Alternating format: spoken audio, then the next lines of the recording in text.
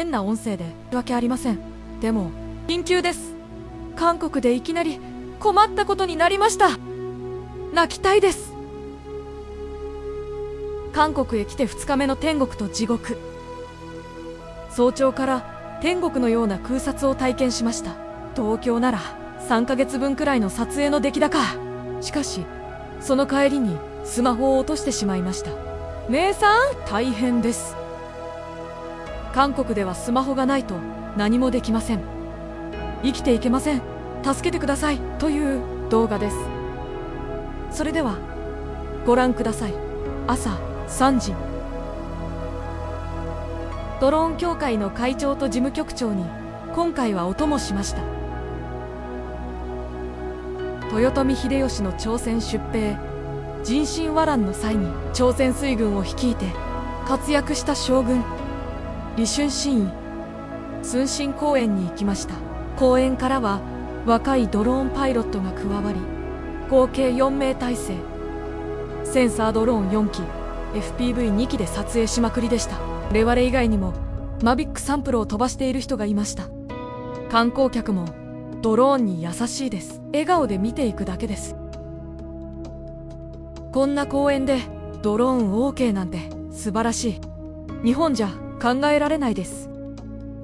その素晴らしい場所で美しい日の出を撮影して、遅めの朝食は日本では見たことのないキンパ、忠武チュンムキムパと言います。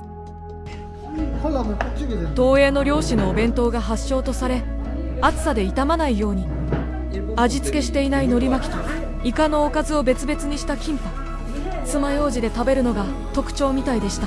帰りにはハイスカイさんから東映クルパンもいただきました。あんドーナツの周りにたっぷり蜂蜜とごまがついた甘くて美味しいスイーツ。日本では食べたことがないお菓子で嬉しかったです。食事後に今度は亀甲船など東映港を撮影しました。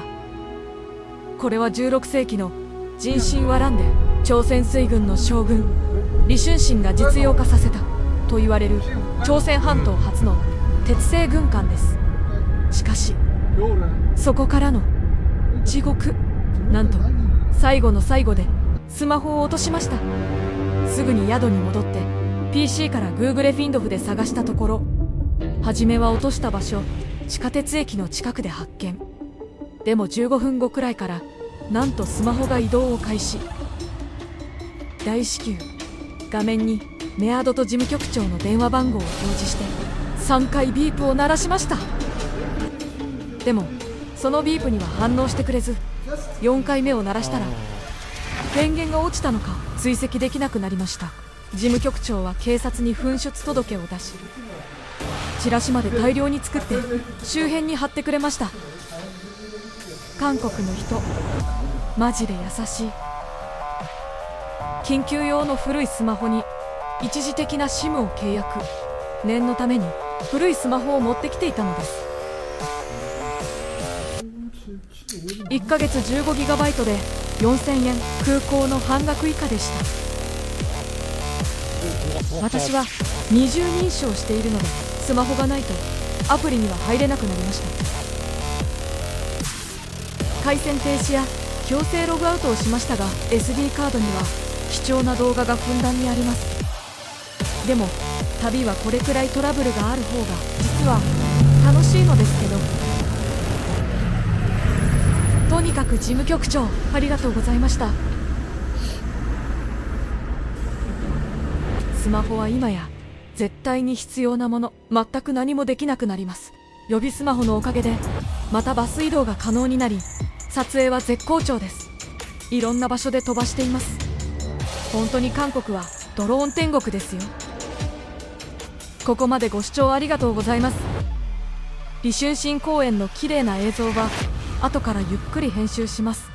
キャップカットって声が変なのばかりですが、操作性は良いですね。特に字幕作りやそこからの読み上げはプレミアプロより快適です。